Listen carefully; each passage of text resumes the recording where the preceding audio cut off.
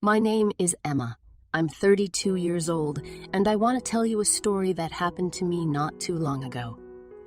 And I want people to learn from my experience and not make such silly mistakes. I'll start the story over. My husband had been looking forward to this business trip to Bali for weeks. He had been working long hours, putting in extra effort to make sure that everything was in order before he left. He promised me that he would stay in touch every day and send me pictures of his adventures. On the day of his departure, I could see the excitement in his eyes. He hugged me tightly and kissed me on the forehead before heading out the door. For the first few days, he kept his promise. He would send me pictures of the beautiful beaches, the incredible sunsets, and the exotic foods he was trying. I could see the excitement in his face, and I was happy for him. He deserved a break from his stressful job. However, as the days went by, I noticed that his messages became less frequent. At first, I didn't think too much of it. I figured that he was just busy with work and didn't have time to check in as often, but as the days turned into weeks, my concern grew. I tried to call him, but he wouldn't answer. I sent him messages, but he wouldn't respond. I started to worry that something was wrong. Then, one day, I received a message from my friend Sarah. She was also in Bali for work, and she had seen my husband there. She sent me a picture of them together, smiling and holding hands on the beach. At first, I didn't think much of it. Maybe they had just bumped into each other and were catching up. But as I looked closer, I realized that their body language was too intimate. They were standing too close, holding hands for too long. My heart sank as I realized what was going on. My husband was cheating on me, in Bali, with my own friend. The message from my friend Sarah sent me into a state of shock. My husband was cheating on me with my own friend while he was supposed to be on a business trip in Bali. I couldn't believe it. I didn't want to jump to conclusions, but the picture spoke volumes. Their body language was too familiar, too intimate for me to ignore. I felt sick to my stomach as I realized what had been going on behind my back. I tried to confront my husband over the phone, but he wouldn't answer. I sent him messages, but he didn't respond. It was like he was avoiding me. My mind raced with thoughts and questions. How long had this been going on? Was this the first time he cheated on me? Why did he do it with my friend? I couldn't stand the uncertainty any longer. I knew I had to confront him face to face. I booked a ticket to Bali and flew out the next day. When I arrived, I went straight to his hotel. I knocked on his door, but he didn't answer. I pounded on it again and again, but still nothing. I decided to go to my friend Sarah's hotel. I needed answers. When I arrived, she was surprised to see me. "Hey, what are you doing here?" she asked. "I came to find out the truth," I said, "about you and my husband." Her face fell. "I'm so sorry," she said, tears in her eyes. "It was a mistake.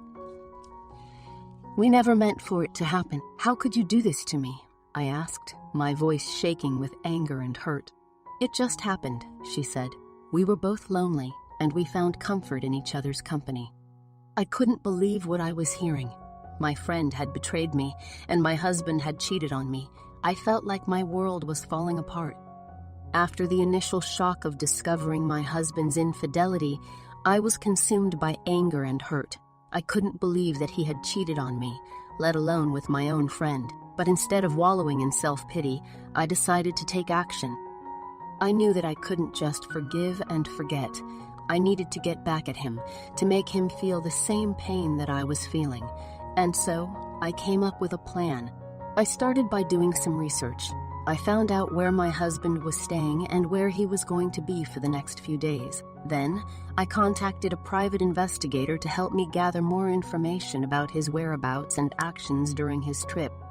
With the help of the private investigator, I learned that my husband had been seeing my friend Sarah for the entire 2 months that he was in Bali.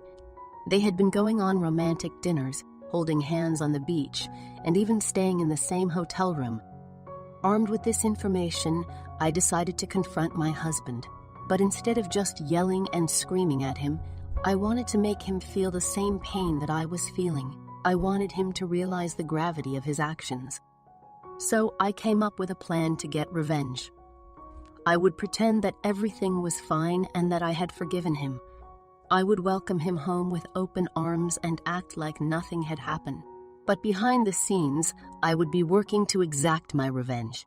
I would hire an actor to play the role of a handsome, wealthy man who was interested in me. I would make sure that my husband saw us together and became jealous. I would also make sure that my husband's colleagues and friends knew about his infidelity. I would spread the word that he had cheated on me with my own friend, making sure that his reputation was tarnished. I knew that my plan was risky, but I was determined to make my husband pay for his betrayal. I was ready to do whatever it takes to get my revenge. As I waited for my husband's return, I couldn't help but feel a sense of satisfaction knowing that I had a plan for revenge. I had prepared for weeks and was ready to make him pay for his infidelity. When my husband finally returned home, he seemed surprised to see me waiting for him at the airport. I plastered a fake smile on my face and acted as if everything was fine.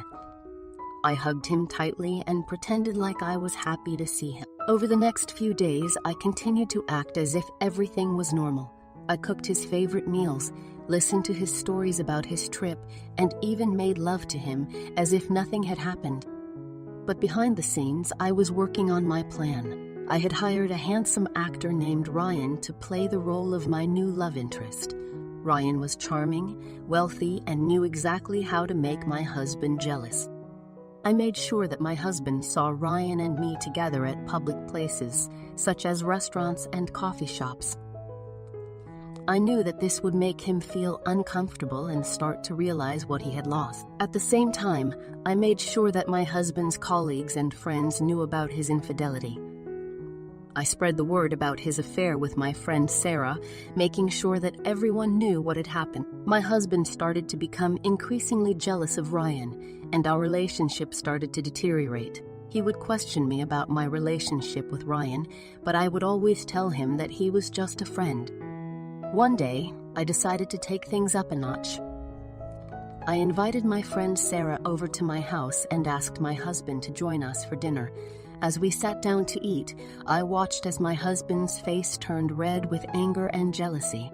"Why did you invite her here?" he asked, pointing at Sarah. "I thought it would be nice to have a little get-together," I replied, acting oblivious to his anger. My husband stormed out of the room, and I followed him. As he paced back and forth, I could see the anger and frustration building inside of him. "Is there something going on between you and Ryan?" he asked, finally exploding. "No, of course not," I replied, acting innocent. "I don't believe you," he said, his voice shaking with rage. "I know that you're seeing him." "I'm not seeing anyone," I said, trying to remain calm. But deep down, I knew that my plan was working. My husband was finally starting to feel the same pain that I had felt when I discovered his affair. As the weeks went by, my husband's jealousy and anger continued to grow. Our relationship became more strained, and I could see that he was starting to regret his actions. Eventually, my husband came clean and apologized for his infidelity. He promised that he would never cheat on me again and begged for my forgiveness. Although I had achieved my revenge, I couldn't help but feel a sense of emptiness. I had accomplished what I set out to do, but at what cost? Our relationship was forever changed, and I knew that we would never be the same again. After my husband's confession and apology, I was left feeling conflicted. On one hand, I was glad that he had finally come clean and recognized the pain that he had caused me. On the other hand, I couldn't shake the feeling that our relationship was irreparably damaged. We decided to go to couples therapy to work through our issues, and although it was helpful, it was also incredibly difficult. It was painful to talk about his affair and the betrayal that I had felt. I had to confront the fact that the person who I had trusted the most had betrayed me in the worst possible way. But with time, we started to make progress. My husband continued to show remorse and take responsibility for his actions, and I started to let go of my anger and resentment. However, things were never quite the same. Even when we were able to laugh and enjoy each other's company, there was always an underlying tension. We both knew that we had been through something that would always be a part of our relationship. There were times when I found myself wondering if I would ever be able to fully trust my husband again. Even though he had apologized and promised to never cheat again, I couldn't help but wonder if he was capable of doing it again. Despite my doubts, we continued to work on our relationship. We made an effort to communicate more openly and honestly, and we worked hard to rebuild the trust that had been broken. Over time, our relationship started to heal. It was never perfect, but it was strong in its imperfection. We had been through a difficult journey, but we had come out the other side together. Looking back on the experience, I realized that sometimes the most painful moments in life can be the ones that teach us the most. I had learned about the importance of trust, communication, and forgiveness. And although I would never forget the pain of my husband's betrayal, I was grateful for the opportunity to grow and learn from it.